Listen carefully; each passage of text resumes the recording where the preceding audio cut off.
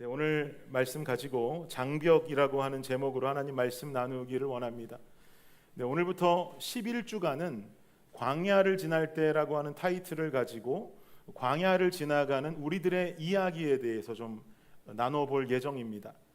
지난주까지는 이름 없이 빛도 없이라고 하는 제목 타이틀을 갖고 성경 속에 나타나는 하나님 나라의 주연 조연이 어디 있겠습니까마는 그래도 성경 속에 나타나는 조연들의 역할들, 그들의 삶을 통해 우리가 어떤 것을 배울 수 있을지를 함께 살펴봤습니다. 오늘부터 11주는 광야에 관한 얘기가 될 것입니다. 우리는 인생을 살아가면서 만나게 되는 어려움의 순간들을 광야라고 부르죠. 광야. 그런데 방금 읽었던 22절의 말씀을 함께 한번 다시 보죠. 본문 22절 시작. 모세가 홍해에서 이스라엘을 인도하매 그들이 나와서 수르 광야로 들어가서 거기서 사흘 길을 걸었으나 물을 얻지 못하고. 지금 오늘 본문으로 등장하는 출애굽기 15장의 말씀은 이스라엘 백성들이 하나님의 인도하심으로 말미암아 애굽 땅에 살다가 출애굽하게 되죠. 출애굽을 하고 만났던 홍해에서 홍해가 갈라지는 기적의 이야기가 나오지 않습니까? 홍해가 갈라지는 기적의 이야기가 출애굽기 14장에 나옵니다. 14장 이후에 홍해가 갈라진 그 사건 이후의 내용을 담고 있는 챕터가 바로 출애굽기 15장의 내용이 되는 것이죠. 그렇다면 출애굽기 14장의 내용으로 잠깐 돌아가서 출애굽하는 상황 속에 홍해를 만났던 그 홍해 앞에 서 있었던 이스라엘 백성들의 심정은 좀 어땠을까? 우리가 한 구절을 통해서 한번 그들의 심정을 좀 미리 유추해 보길 원합니다. 출애굽기 14장 11절인데요. 읽어볼게요. 시작. 그들이 또 모세에게 이르되 애굽에 매장지가 없어서 당신이 우리를 이끌어내어 이 광야에서 죽게 하느냐? 어찌하여 당신이 우리를 애굽에서 이끌어내어 우리에게 이같이 하느냐? 출애굽했어요. 홍해를 만났습니다. 홍해 앞에 서 있는 이스라엘 백성들의 심정이 지금 이런 거예요. 애굽에 매장지가 없어서 우리를 이 광야까지 끌고 나온 겁니까?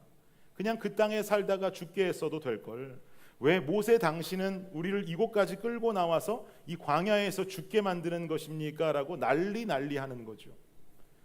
그런데 이스라엘 백성들은 모세가 자신들을 출애굽시켰던 이유를 몰라서 현재 불평하고 있는 게 아닙니다.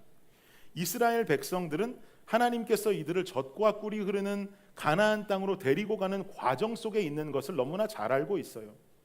그리고 바로 왕 앞에서 하나님이 믿지 못할 재앙들을 내리시면서까지 결국은 자신들을 출애굽시키셨던 하나님의 전능하신 능력 또한 이스라엘 백성들은 너무 잘 알고 있습니다. 그런데 눈앞에 죽음이 찾아오니까 하나님의 뜻이고 뭐고 없는 거예요. 연약한 인간들이 죽음 앞에서 두려움에 떨면서 자신들을 이끌어 오신 하나님을 원망하고 있는 것이죠. 그런데 이렇게 위기 앞에 두려워 떨고 있는 백성들의 언행 속에 모세는 이 상황을 어떻게 대응하는가? 모세는 백성들이 막 징징거리고 백성들이 하나님을 원망하고 불평하니 여기에 그 이야기에 대꾸하거나 어떤 언쟁을 하지 않습니다. 이어지는 13절 말씀 한번 볼까요? 13절 시작. 모세가 백성에게 이르되 너희는 두려워하지 말고 가만히 서서 여호와께서 오늘 너희를 위하여 행하시는 구원을 보라. 너희가 오늘 본 애굽 사람을 영원히 다시 보지 아니하리라. 이스라엘 백성들은 하나님을 원망하고 있어요. 모세를 통해서 모세에게 말하고 있죠. 애굽에는 우리가 묻힐 곳이 없어 광야까지 데리고 나왔습니까? 왜 도대체 여기까지 나와서 홍해 앞에 우리를 매장시켜 죽게 하려는 것입니까?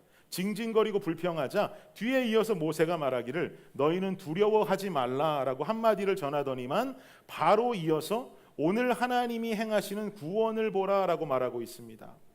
그리고는 정말 하나님께서는 눈앞의 홍해를 완전히 갈라버리시고는 그 사이로 이스라엘 백성들이 안전히 지나갈 수 있도록 인도해 주시죠.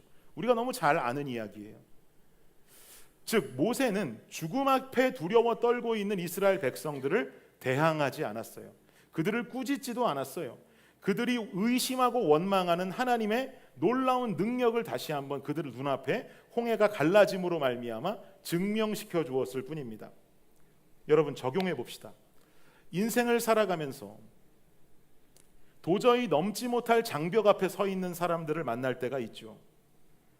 그런 사람들은요, 마음의 여유가 없어요. 눈앞에 장벽이 그렇게 높이 쏟아 있으니 여유가 있을 리가 없죠.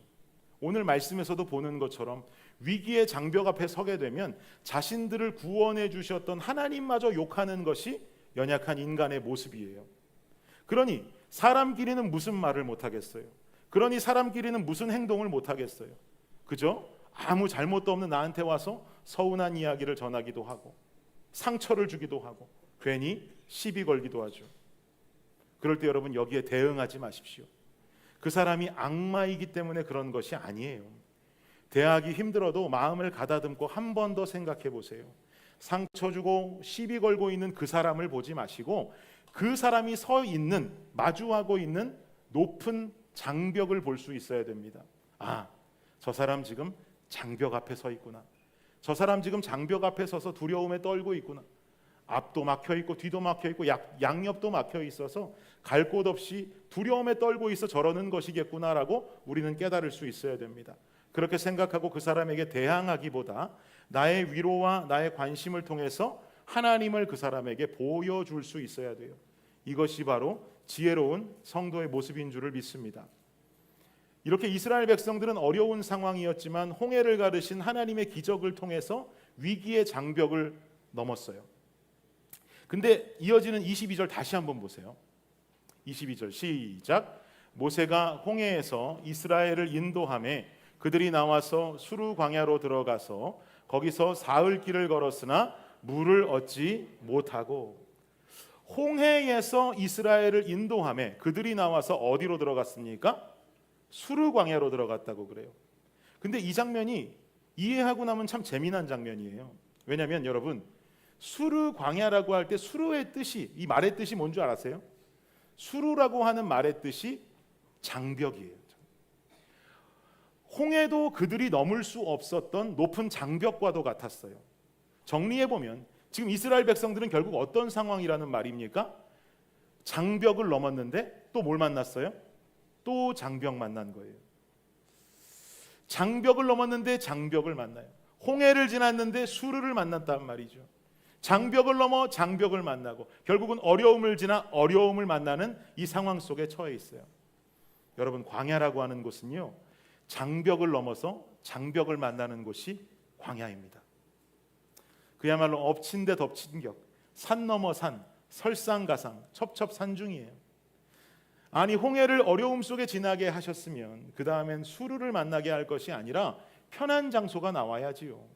오아시스가 나와야 맞지 않겠습니까? 그런데 힘들게 장벽을 넘었건만 왜 또 장벽이 나오느냐고요. 근데 여러분 생각하고 돌아보면 우리들이 살아가는 인생의 모습이 딱 이렇지 않습니까? 장벽 하나를 넘어서 이제는 행복한 일이 찾아올 줄 알았고 행복한 일로 가득할 줄 알았는데 장벽을 넘으니 또 장벽을 만나고 거친 장벽 힘겹게 넘었는데 또 장벽을 만나고 우리 인생이 장벽을 넘어 장벽을 만나는 그 인생을 우리는 살아가고 있지 않아요? 인생 돌아보면 장벽을 넘어 장벽을 만나는 인생을 우리는 살아왔단 말이에요. 그래서 우리는 인생 경험이 매우 풍부한 어른들을 보면서 뭐라고 말합니까? 저 어른은 인생 구단이야 그러잖아요. 인생 구단이야. 광야는 장벽을 넘어 장벽을 만나는 곳이에요. 그리고 이 모습이 우리 인생의 모습이라면 A는 B이고 B는 C라면 A는 C인 것과 같이 광야는 우리 인생의 어떤 특별한 지점을 일컫는 것이 아니라 우리가 살아가는 인생 전체가 곧 광야를 걷는 순례자의 길이다라고 볼 수 있는 것입니다. 그래서 앞으로 진행되는 11주간의 시간 속에서 우리는 긴 광야를 걸으며 살아가는 우리의 인생을 좀 더 깊이 돌아보고 어찌 살아갈까를 고민할 수 있는 은혜의 시간들이 될 수 있기를 예수 그리스도의 이름으로 축복합니다. 우리는 인생이라는 광야를 걸어가면서 가장 먼저 인정하고 출발해야 될 과제가 하나 있어요. 아까 읽었던 22절을 보니까 홍해에서 인도에서 수르 광야로 들어갔다 그런단 말이죠. 장벽을 지나 장벽으로 들어갔다 그랬어요. 그런데 성경은 이 행로의 인도자를 누구라고 말하는가? 모세라고 말합니다. 그런데 이 행로의 진정한 인도자가 모세였을까요? 그렇지 않죠. 모세는 하나님의 명령을 따라서 움직였던 이스라엘의 리더였을 뿐이에요. 즉 지금 장벽을 지나서 장벽을 만나도록 인도하고 계시는 분은 바로 모세라고 하는 한 인간이 아니라 하나님이라고 하는 분입니다. 우리가 인생이라고 하는 광야를 걸어가면서 가장 먼저 인정해야만 하는 한 가지가 바로 이것이에요. 장벽을 지나 장벽을 만나는 이 삶들, 광야 속에 힘든 길을 걸어가는 이 모든 삶들을 인도하시고 지금까지 끌어오시는 분이 바로 하나님이다라고 하는 사실이죠. 성경 속에 광야를 살아간 대표적인 인물을 꼽으라면 욥을 말할 수 있습니다. 이 욥이 욥기 1장을 보면 전 재산을 모두 다 잃게 되죠. 그리고 사랑하는 자녀들도 모두 죽게 돼요. 그 뒤에 욥이 뭐라고 고백하냐면 1장 21절을 보시면은요. 함께 읽어보죠. 시작. 이르되 내가 모태에서 알몸으로 나왔사온즉 또한 알몸이 그리로 돌아가올지라 주시니도 여호와시요 거두시니도 여호와시오니 여호와 이름이 찬송을 받으실지니이다 하고, 주신 이도 여호와시고 거두신 이도 여호와시라는 거예요. 내 인생에 주신 것이 많아서 누렸던 행복의 시간도 주님의 허락이 있었던 것이고, 또 거두어 가신 것이 많아서 어려움을 지낸 그 시간도 주님 허락하신 것이니 나는 그 어떤 상황 속에서도 주님 찬양하는 삶을 살아갈 수밖에 없습니다라고 하는 욥의 신앙 고백이 저 말씀에 쓰여져 있는 것이죠. 그럼 우리는 궁금해집니다. 하나님은 도대체 우리에게 왜 이런 광야, 왜 이런 장벽들을 허락하시는 것인가? 굳이 인생의 장벽 없이도 우리 살아갈 수 있지 않을까? 왜 이런 장벽 우리에게 허락하실까라고 하는 고민이 생겨요. 출애굽기 15장 26절은 그 이유를 이렇게 말합니다. 시작. 이르시되 너희가 너희 하나님 나 여호와의 말을 들어 순종하고 내가 보기에 의를 행하며 내 계명에 귀를 기울이며 내 모든 규례를 지키면 내가 애굽 사람에게 내린 모든 질병 중 하나도 너희에게 내리지 아니하리니 나는 너희를 치료하는 여호와임이라. 아멘. 여러분 이 말씀을 잘 이해하셔야 돼요. 주님께서는 우리 인생에 주어진 장벽들의 시간을 통해서 우리가 이 말씀에서 말하는 것처럼 주의 말씀에 순종하고 의를 행하고 계명에 귀를 기울이고 규례 지키기를 원하신다라고 지금 성경은 기록하고 있어요. 이게 말이 복잡하지만 그냥 한마디로 딱 정리하자면은요, 우리가 인생 중에 경험하는 높은 장벽의 시간을 통해 주님께서 우리에게 궁극적으로 원하시는 것은 바로 성장이라고 하는 것입니다. 성장. 이 광야와 이 장벽들을 지나가며 하나님은 우리가 영적으로 성장하고 마음적으로도 성장하고 육적으로도 성장하기를 원하신다는 거예요. 광야를 통해 영적으로 성장하면 26절 말미에 아까 나왔던 것처럼 하나님은 우리에게 어떤 약속을 주시냐면 내가 애굽 사람에게 내린 모든 질병 중에 하나도 너희에게 내리지 아니하겠다. 왜냐하면 나는 너희를 치료하는 여호와이다. 여호와 라파이다라고 말씀하시는 거죠. 근데 여러분 이 말씀이 쉽게 이해가 되시나요? 애굽 사람에게 내린 모든 질병 중에 하나도 너희에게 내리지 않는다. 근데 뒤에 가서 보니까 나는 너희를 치료하는 하나님이다. 아니 그런 병을 주시지 않으면 병도 없을 텐데 뭘 치료하시는 하나님이라는 거예요. 지금 이스라엘 백성에게 있어서 어떤 질병이 두려움을 주는 상황입니까? 아니에요. 이스라엘 백성들을 현재 두렵게 하고 있는 것은 광야라고 하는 것의 존재일 뿐이에요. 이 길 가운데 나타나게 될 이방의 군대들 혹은 이미 홍해에 수장되어서 죽어버렸지만 어디선가 혹시 또 나타날지 모르는 애굽의 군대들, 만나게 될 맹수들, 그리고 여러 어려운 환경적인 요인들 속에 이 광야를 걷고 있는 그들은 광야라고 하는 존재 자체만으로도 두려운 거예요. 지금 여호와 라파라고 외치면서 치료하시는 하나님이라고 하는 이 말은 너희로 하여금 없는 병도 걸리게 해서 고쳐주겠다는 말씀이 아니에요. 애굽 백성들이 하나님이 내리신 재앙으로 걸렸던 질병들은요, 모두 다 목숨과 연관되어 있던 질병들입니다. 지금 치료하시겠다라고 하는 말씀인즉슨 죽음의 그늘에서 벗어나서 너희가 질병이 없다고 할지라도 내가 너희를 이 광야 속에 지켜주겠다. 모든 일들 속에 너희를 예방하고 지켜주고 살리겠다라고 하는 생명의 약속이 지금 담겨져 있는 것입니다. 그런데 이스라엘 백성들이 광야에서 이 장벽에 부딪힐 때마다 공통적으로 어떤 잘못을 했냐면 이스라엘 백성들의 공통된 잘못은 바로 원망하고 불평하는 것이었어요.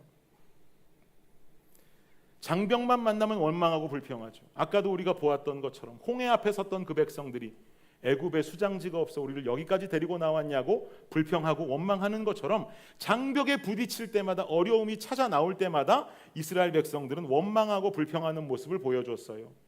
근데 주님은 원망과 불평이 아니라 아까 우리가 26절에서도 읽었던 것과 같이 하나님 말씀에 귀를 기울이고 주님 뜻에 순종하고 의를 행하는 백성들의 모습을 보기를 원하셨습니다.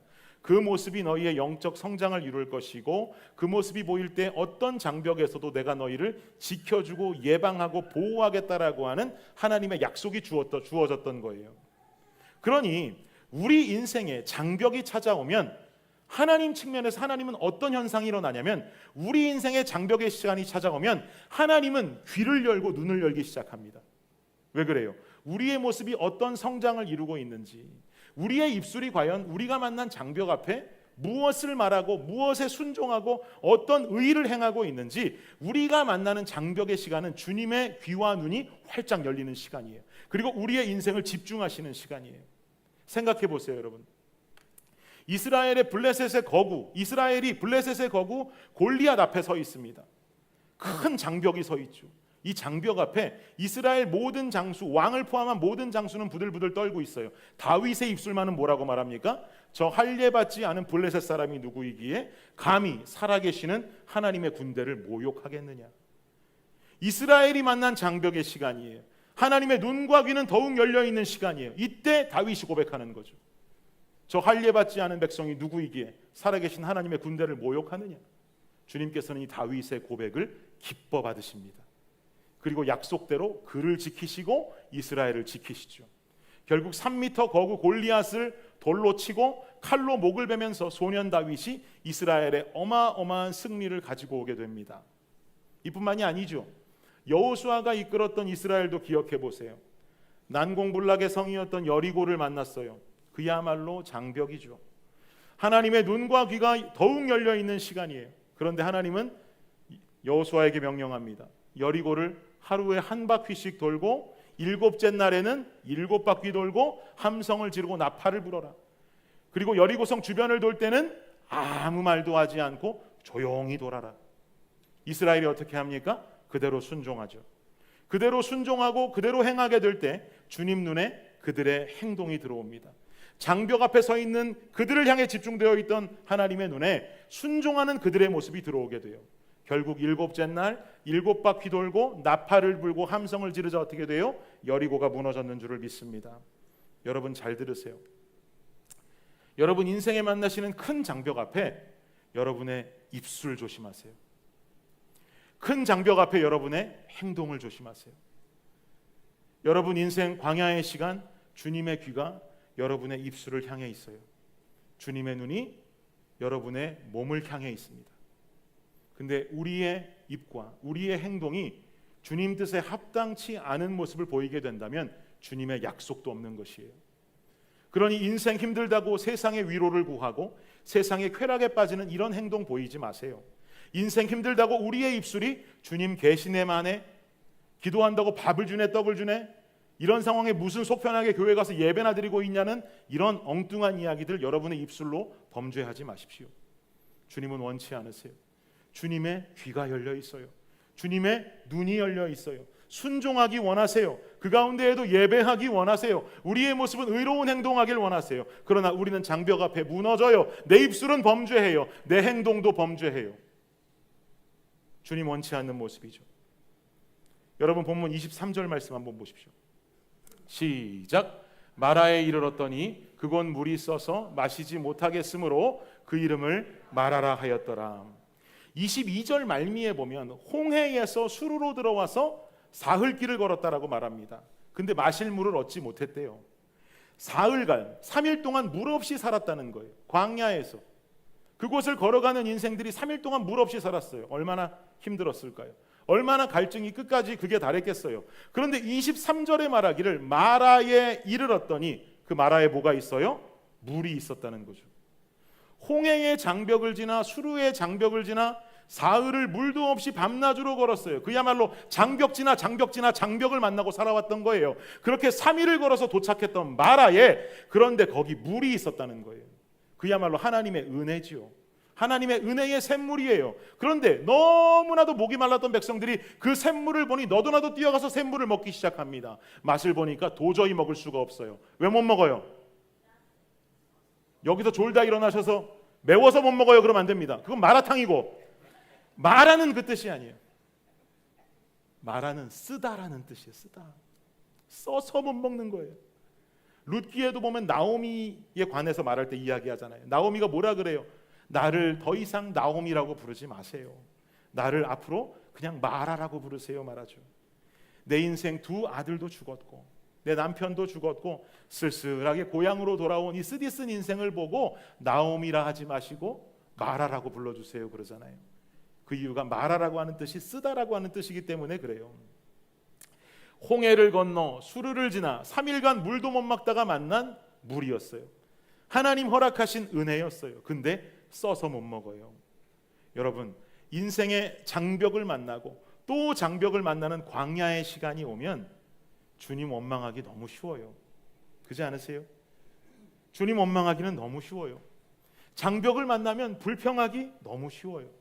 이스라엘 백성들이 애굽에 수장지가 없어 나를 데리고 여기까지 나왔습니까? 하는 그 말 우린 들으면서 왜 그랬을까 싶지만 우리도 그런 고백하면서 살아가잖아요. 주님 원망하고 주님 불평하기 너무 쉬워요. 우리 행동은 어떻습니까? 장벽 앞에 서게 되면 세상이 주는 위로와 세상이 주는 쾌락의 모습을 쫓아 따라가는 것 너무 쉬워요. 이런 광야의 시간, 주님 앞에 은혜의 고백을 드린다, 주님 앞에 은혜의 고백을 드리고 은혜의 시간을 드린다라고 하는 것은 그야말로 마라예요. 너무 써요. 그 고백하기엔 내 인생이 너무 써요. 도저히 할 수 없는 것이죠. 욥처럼 주시니도 여호와시고 거두시니도 여호와십니다 라고 나도 말하고 싶지만 그건 욥의 인생이지, 그건 욥의 신앙이지. 내 인생 그리 살아보면 그 고백 나오지를 않아요. 다윗처럼 그 장벽 앞에서 저 할례받지 않는 저자가 누구이길래 감히 하나님의 군대를 모욕하느냐, 나도 외치고 싶은 용기로 외쳐보고 싶지만 다윗의 고백일 뿐이지 장벽 앞에 서 있는 내 인생은 그만큼 용기가 솟아나질 않아요. 조용히 7일간을 돌고 함성을 지르고 여리고를 무너뜨렸던 여호수아의 모습, 장벽 앞에 서 있는 내 모습 속에 찾고 싶어도 그렇게 살아가는 건 너무 어려워요. 그 은혜를 쫓는다는 게 너무나 어렵단 말이에요. 이렇게 이 고백이 너무너무 어렵고 쓴 고백이에요. 그러나 이 고백이 너무너무 쓰고 너무너무 힘든 고백이라 할지라도 여러분의 입술을 열어서 끝내 이를 악물고라도 그 고백을 행하고 행동을 통해 주님 말씀에 순종할 수 있기를 바랍니다. 주님께서 바로 그때 마라의 쓴물에 막대기 하나 던지게 하시니 쓴물이 단물로 변하게 된 줄을 믿습니다. 아무리 힘들고 할 수 없다 할지라도 내가 그것을 결단으로 행하게 될 때 주님은 쓴물을 단물로 바꾸세요. 처음에 시작이 힘들었을 뿐이지 행하다 보면 기쁨이 찾아오는 것이에요. 너무너무 할 수 없는 순간 속에서 주님 바라볼 수 없는 인생이었으나 내가 결단하고 바라보니 주님께서 기쁨의 길로 나를 인도하시는 거예요. 문제 가운데 나를 탈출시키시는 거예요. 쓴물이 단물로 변해요. 그러니 쓰다고 못하겠다 하지 마세요. 쓴물이라 할지라도 주님 내가 한번 해보겠습니다. 주님 붙들고 주님 바라보면서 내가 주님 붙들고 이 인생 살아보길 원합니다. 신앙 갖게 하옵소서, 믿음 갖게 하옵소서. 이 신앙의 고백이 우리 앞에 이루어질 때 마라의 쓴물은 단물로 변하고 물이 변하여 포도주가 되고 돌멩이 한 방에 골리앗은 쓰러지는 것이고 걷기만 하고 소리 한번 질렀는데 여리고는 무너지게 된 줄을 믿습니다. 이게 우리의 믿음이 되어야 돼요. 그러니 인생의 장벽을 만났다고 해결하시느라고 바빠서 교회 멀리하고 주님 멀리하지 마세요. 참 그래도 오늘 일부 예배 드리면서 감사했던 게 오늘 일부 예배 장소가 미어 터졌습니다. 앉을 자리가 없어서 밖에 나가서 막 의자를 끌고 들어오고 난리가 났어요. 그래서 제가 마음속으로 무슨 생각이 불현듯 들었냐면 성령의 역사로 우리 일부 예배가 미어 터지는구나, 하나님께서 은혜를 허락하시는구나, 할렐루야, 너무너무 감사하고 좋다 했는데 알고 보니까 오늘 월드컵 결승이 있다면서요. 나 왜 이렇게 남자 성도님들이 일부에 오셨는지, 남성도들이 부흥이 되고 남성도들이 뒤집어지면 교회가 뒤집어진다는데 야 드디어 블레싱 교회도 이제 뒤집어지는구나 했는데 월드컵 결승이 있대요. 그러면서도 마음 한편에 감사한 건 교회 안 오고 오늘만 축구 보자 할 수 있잖아요. 그리고 지금도 혹시라도 시간 봐가시면서 핸드폰 열어서 이거 축구 상황 봐야 되는데 혹시라도 마음 졸이시는 분들 그럴 수 있잖아요. 근데 뭐가 은혜예요? 일부 나온 게 은혜인 줄 믿습니다. 궁금해서 핸드폰에 손이 왔다 갔다 할지라도 이 자리에 앉아 있는 게 은혜인 줄 믿습니다. 인생의 장벽 만났다고 떠나면 안 돼요. 주님 멀리하면 안 되는 거예요. 세상에서 가장 어린 성도가 이런 성도예요. 장벽 만났으니 주님 잠깐만 저 3주 쉬겠습니다. 주님 장벽 만난 거 아시죠? 굉장히 어려운 상황입니다. 제가 지금 돈도 벌어야 되고 뭐도 해야 되니 한 달만 쉬겠습니다. 아니라는 거예요. 장벽 만났으면 더 주님 앞으로 나와야지요. 왜요? 내가 장벽을 만났으니 주님의 눈은 나를 향해 있어요. 내가 장벽 만났으니 주님의 귀는 나를 향해 더 열려 있어요. 근데 눈과 귀가 나를 집중하고 있는데 여러분은 과연 어디 가서 뭘 하고 계십니까? 여러분 기도 제목을 여러분의 담임 목사로서 목장의 목자들을 통해서 받고 기도 제목 가지고 새벽마다 기도해요. 근데 여러분 제가 높아심에 말씀드려요. 여러분의 기도 제목을 제게 전달해 주시는 것이지 여러분의 기도하는 것까지 김 목사에게 위임하는 게 아니에요. 무슨 말인지 이해되세요? 기도 제목은 주시지만 그래서 저는 그 기도 제목을 가지고 당연히 여러분들을 위해서 기도하지만 여러분 본인의 기도는 누가 또 해야 돼요? 여러분이 하셔야 될 줄을 믿습니다. 내가 기도해야 되는 거예요. 저는 뒤에서 여러분의 기도를 돕고 여러분을 위해 중보하지만 여러분의 기도의 시간이 분명히 필요해요. 제가 아내랑 살아온 시간이 오래되다 보니까 이제는 아내가 저를 부르는 목소리 톤만 들어도 그분의 마음이 느껴져요.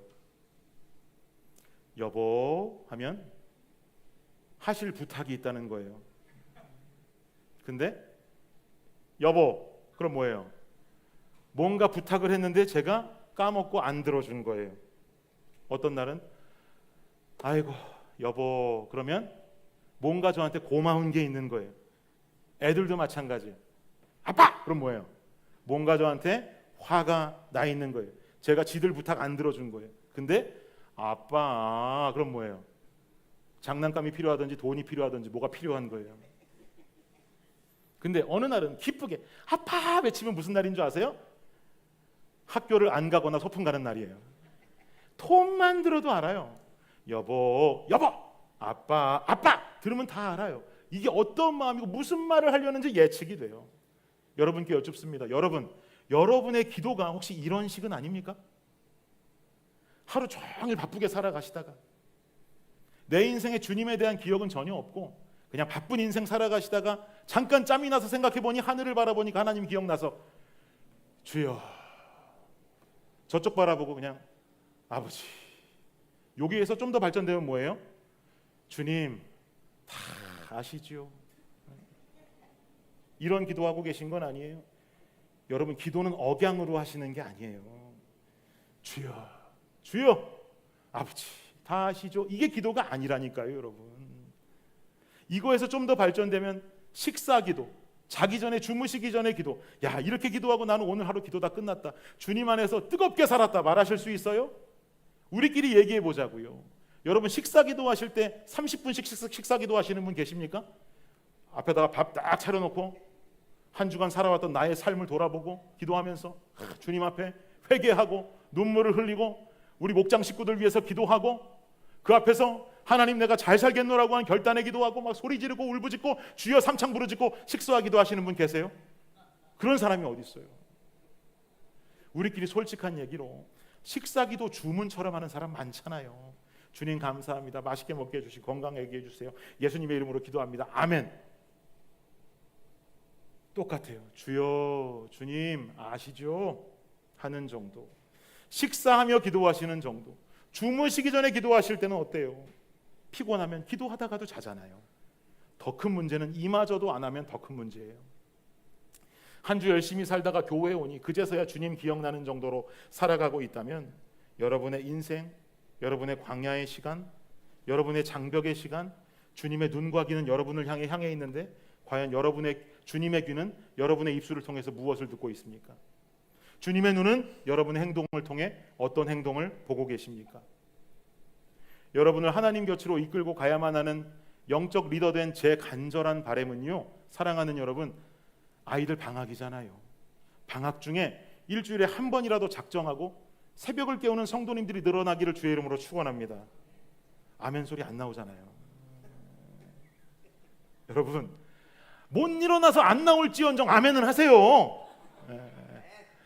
축원합니다. 아멘. 아멘한 분들 주님께서 깨워주실 줄 믿습니다.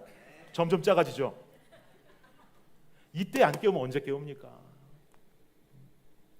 애들 학교 다니기 시작하고, 미국은 왜 그렇게 학교도 일찍 오라 그러는지, 새벽 예배 나왔다 싶으면 바로 뛰어가야 돼요. 그러나 방학이 얼마나 좋은 기회예요.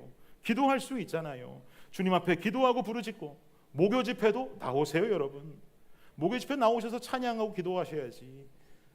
언제 마음 정하고 시간 정해서 하실 수 있어요? 그거 쉽지 않잖아요. 새벽 예배든 목요 예배든 주일의 예배든 사모하는 마음으로 나오시는 거예요. 은혜가 있어야 기도하고 예배하죠. 아니요, 기도하고 예배해야 은혜가 있는 줄을 믿습니다. 기도하고 예배하는 것이 정말 쓴물처럼 힘든 일이라 할지라도 새벽에 일어나기 얼마나 힘듭니까 여러분? 매일같이 새벽에 일어나서 새벽 예배 기도하고 있는 저도 힘들어요.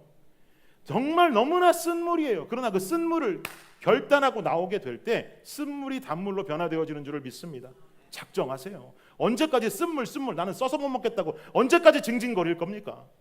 결단하고 나올 때 주님이 한번 내 마음속에 기쁨 주시면 그 은혜로 살아가는 거예요. 그 은혜로 새벽을 깨우고 그 은혜로 주님 붙들고 사는 것이지, 맨날 쓰다 쓴 약이다 못 먹겠다, 애들도 아니고 말이죠. 이 상황 속에 쓴물을 단물로 바꾸시면서 나를 인도하시는 아버지의 놀라운 기적을 경험하는 여러분 되시기를 주의 이름으로 축원합니다. 장벽을 건너고 장벽을 지나는 여러분 인생의 광야 속에 마라의 쓴물이 단물로 바뀌는 순간 감사의 고백이 터져 나오는 거예요. 하나님의 눈과 귀가 우리의 말과 행동을 통해 감동하시고 우리의 삶을 광야 속에서도 구름 기둥과 불 기둥으로 지키시는 이 역사를 여러분의 인생의 광야 중에 놀랍게 경험하는 블레싱 가족들 되시기를 주님 이름으로 축복합니다. 결론을 맺겠습니다.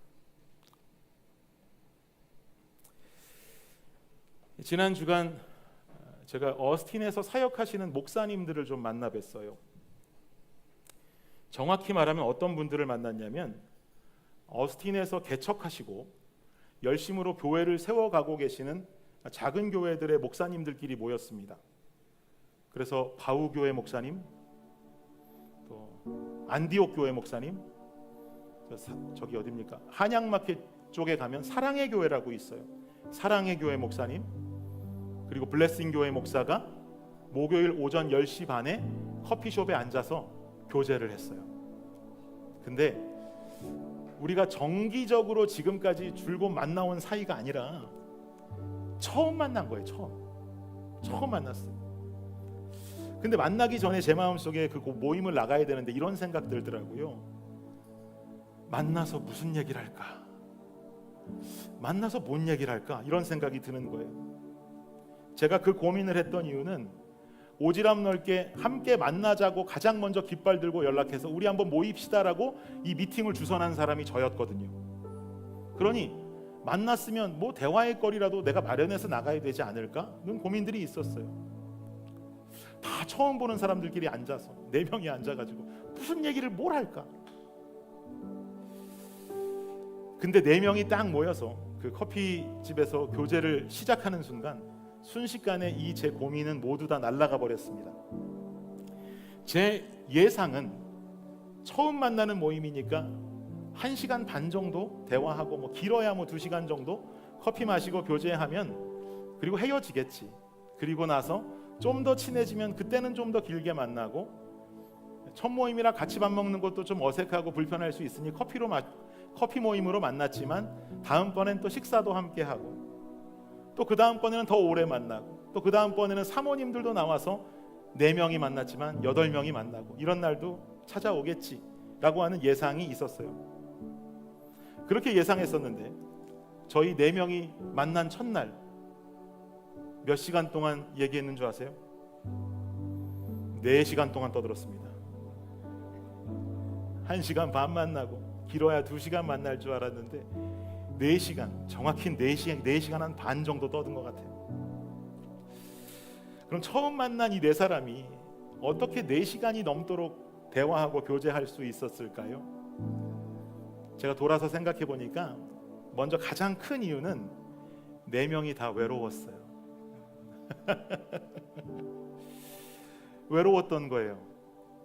교회에 부목사님 계시면 목사님들끼리 모여서 밥도 먹고 대화도 나누고 할 수 있지만, 교회 개척하고 열심히 뛰어온 목사님들이 교회 부목사님이 계실 리도 없고, 그냥 개척하고 지금까지 앞만 보고 뛰어온 목사님들이다 보니까 지난 시간 외로웠던 거예요.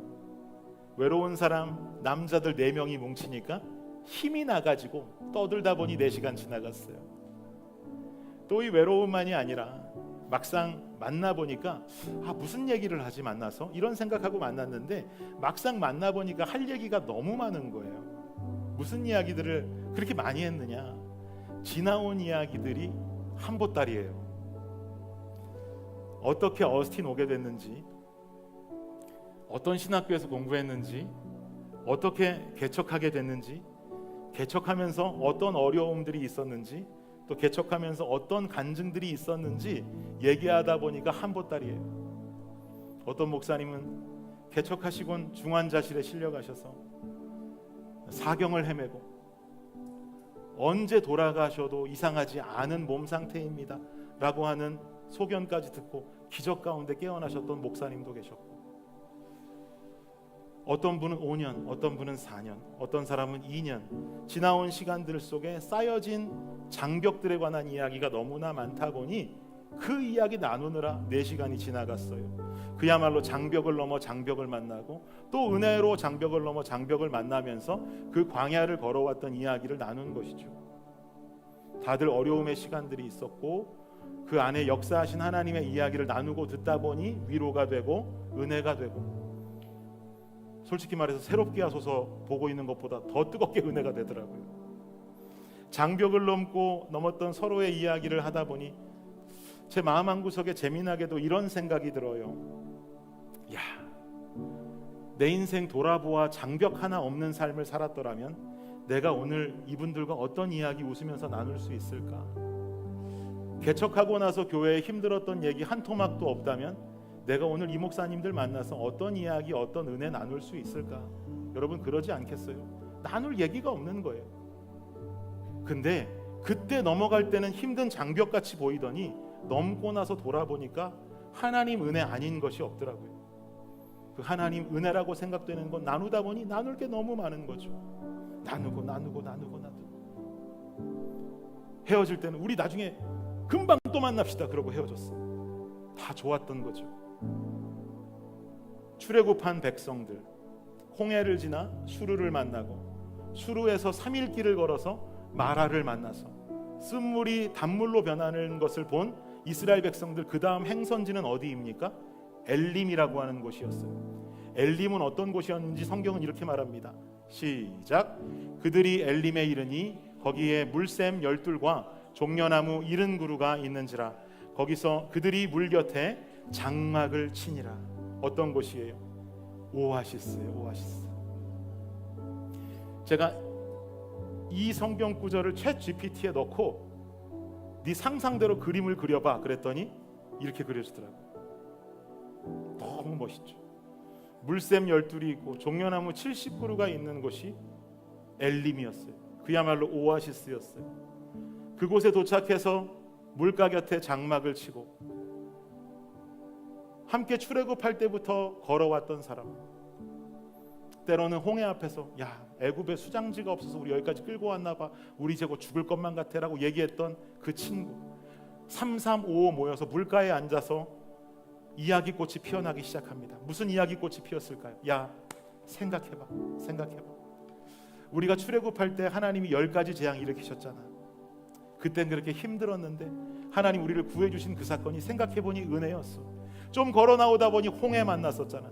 거기서 수장당해서 죽을 줄 알았는데 하나님께서 거기를 갈라주셨어. 갈라주신 그 물 안에 우리 들어갈 때 기억나? 들어가면서 얼마나 마음 떨렸어. 발 닿자마자 물이 다시 들어올까 봐 얼마나 조마조마했니? 근데 발 딱 댔을 때 어땠어? 마른 땅이었잖아. 마른 땅, 그 뽀송뽀송한 땅을 우리 걸어가면서 홍해 건너왔잖아.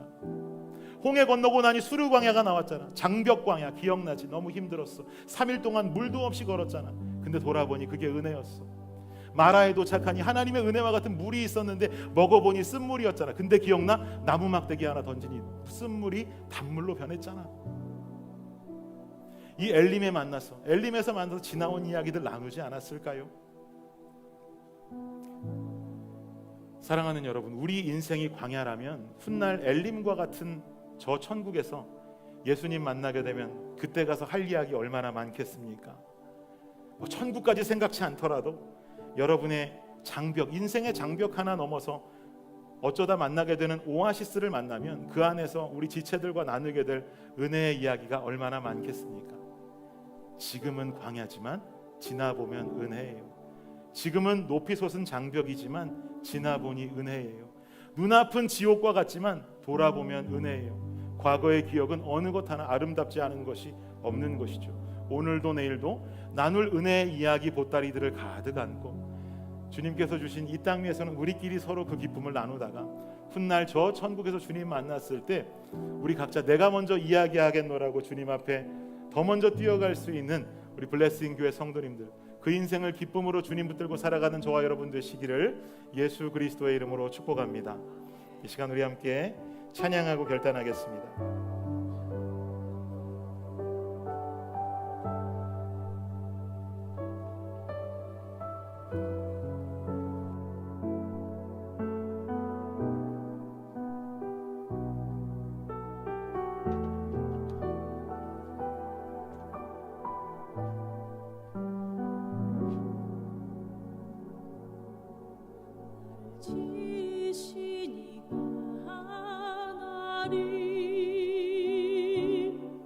나를 부르시니가 하나님, 나를 보내시니도 하나님, 나의 나 된 것은 다 하나님 은혜라.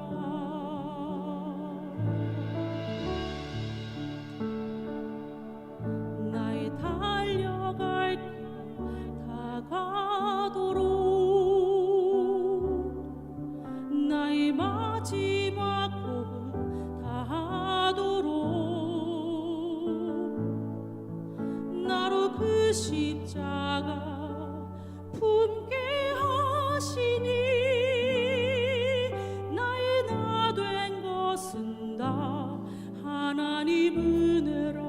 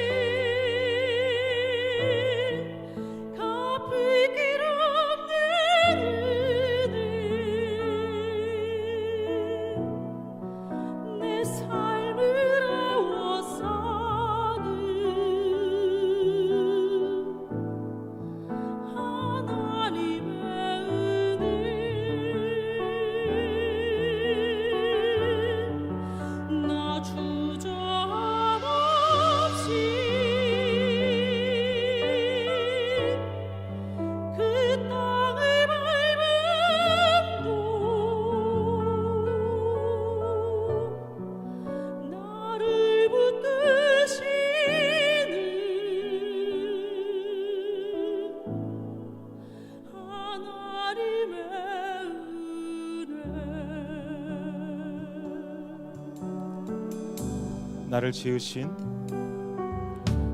지으신 이가 하나님, 나를 부르신 이가 하나님, 나를 보내신 이도 하나님, 나의 나 된 것은 다 하나님 은혜라. 나의 달려갈 길 다 가도록 나의 마지막 복을 다하도록 나로 그 십자가 품게 하시니 나의 나 된 것은 다 하나님 은혜라. 한량없는 은혜, 한량없는 은혜, 갚을 길 없는 은혜, 내 삶을 애워싸는 하나님의 은혜, 나 주저함 없이, 나 주저함 없이 그 땅을 밟음도 나를 붙드시는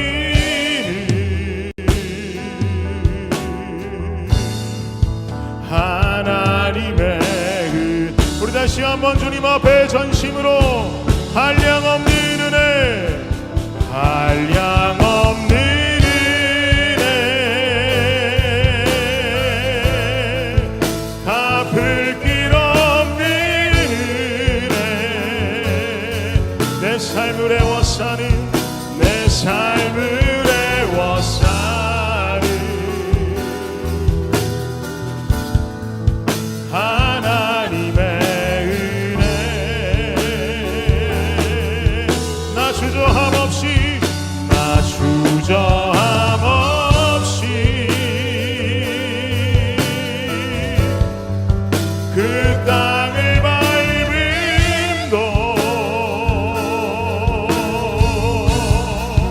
나를 붙드시는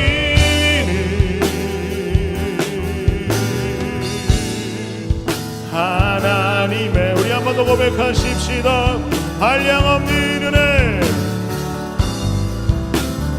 한량없는 은혜, 갚을 길 없는 은혜, 갚을 길 없는 은혜, 내 삶을 애워싸는 하나님의 은혜, 나 주저함이 없이, 나 주저함 없이 그 땅을 밟음도 나를 붙드시는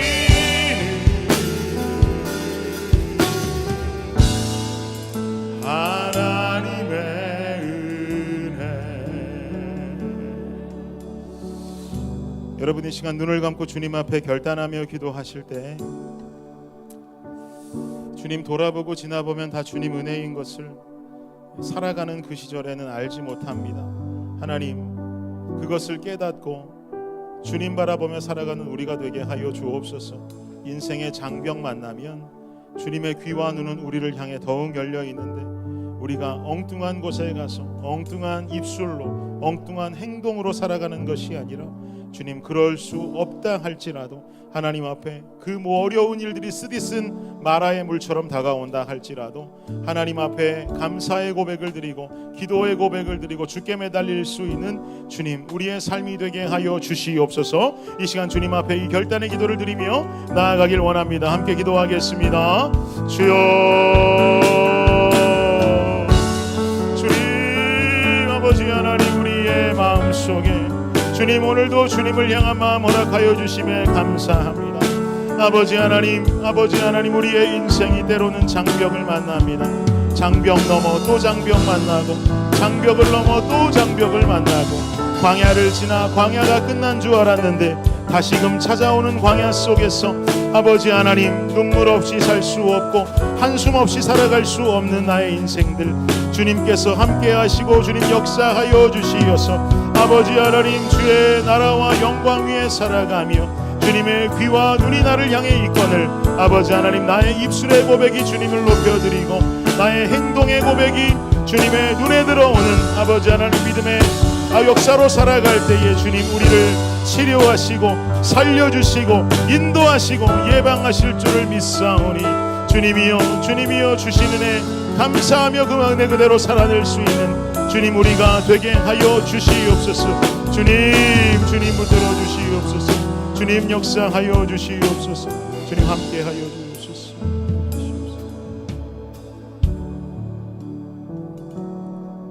주님만 내 호흡이 되시고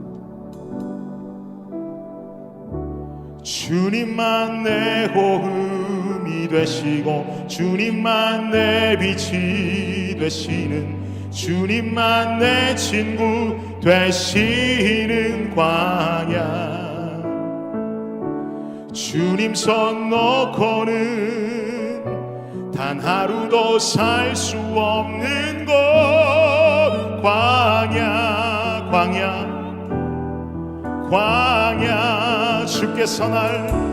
주께서 나를 사용하시려 나를 더 정결케 하시려 나를 택하여 보내신 그곳 광야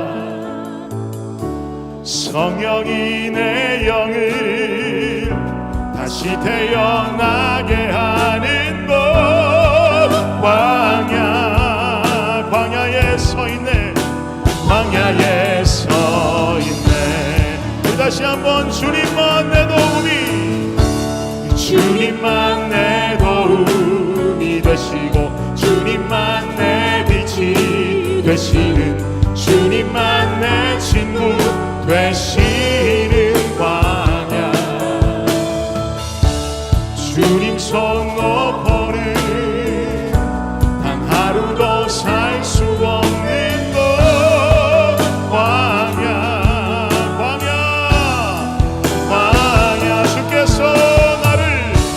주께서 나를 사용하시려 나를 더 정결케 하시려 나를 택하여 보내신 그곳 광야 성령이 내 영을 다시 태어나게 하는 곳 광야 우리는 그 광야에서 우리 마지막으로 한 번만 더 고백하길 원합니다. 주님만 내 도움이 되시고 주님만 내 빛이 되시는 주님만 내 친구 되시는 광야 주님 손 놓고는 단 하루도 살 수 없는 곳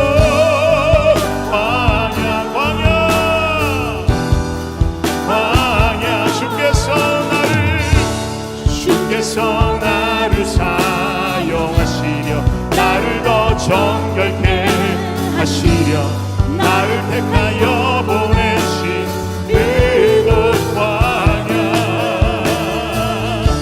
성령이 내 영을 다시 태어나게 하는 곳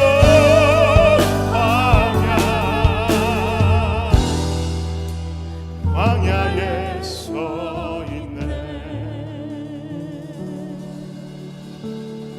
주님, 우리 인생이라고 하는 광야의 순례의 길을 걸어가며 때로는 장벽을 만나고 장벽을 넘은 줄 알고 끝났는 줄 알았는데 또 장벽을 만나는 인생을 살아가며 한숨 없이 살아갈 수 없고 눈물 없이 살아갈 수 없는 인생을 살 때가 있습니다. 그럼에도 주님은 말씀하시기를 나의 귀와 나의 눈이 너의 인생을 향해 있다고 말씀하십니다. 주님, 우리의 고백이 주님 앞에 드리는 신앙의 고백과 우리 주님께 드리는 감사의 고백이 되게 하시고 우리의 행동이 주님 원하시는 의로움을 행할 수 있는 몸으로 살아갈 때 주님 뜻에 순종하며 아버지의 약속을 성취하는 우리 모든 블레싱 성도님들 되게 하여 주시옵소서. 예수님의 이름으로 감사하며 기도드립니다. 아멘. 자리에서 모두 일어나셔서 우리 마지막으로 기쁨의 찬양 함께 하고 예배 마무리하겠습니다. 함께 박수하시면서 찬양합니다.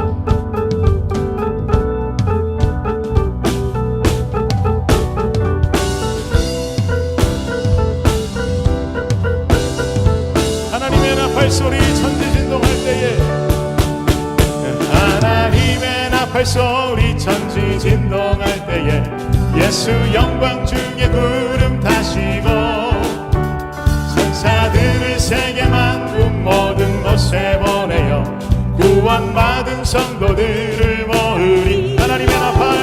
하나님의 나팔 소리 천지 진동할 때에 예수 영광 중에 구름 타시고 천사들을 세계 만국 모든 곳에 보내어 구원받은 성도들을 모으리. 나팔 불 때 나의 이름 나팔 불 때 나의 이름 나팔 불 때 나의 이름 부를 때에 잔치 참여하겠네.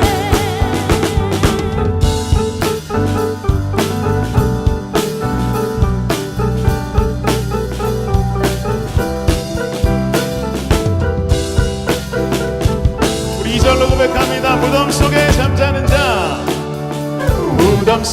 잠자는 자 그때 다시 일어나 영화로운 부활 승리 얻으리. 주가 택한 모든 성도 구름 타고 올라가 공중에서 주의 얼굴 배우리. 나팔 불 때 나의 이름 나팔 불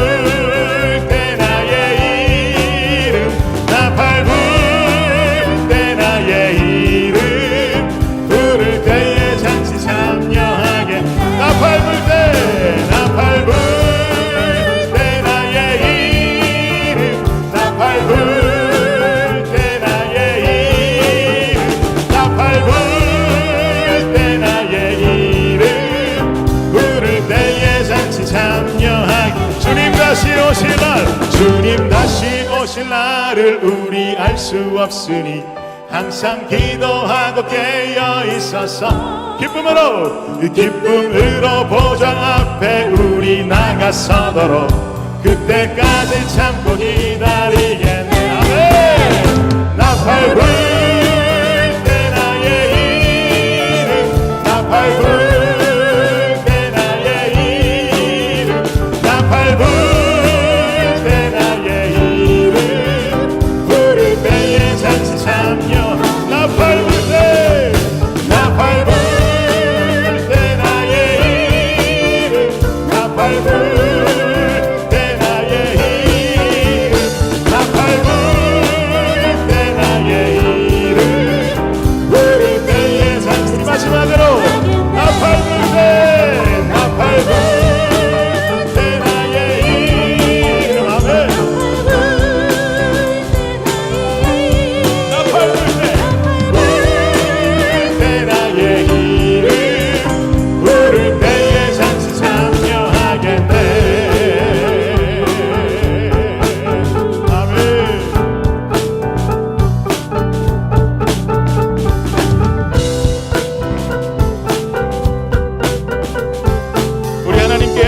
박수 기쁨으로 올려드리기를 원합니다. 아멘. 주님 우리의 찬양과 영광과 경배를 받아 주시옵소서. 아멘. 아멘.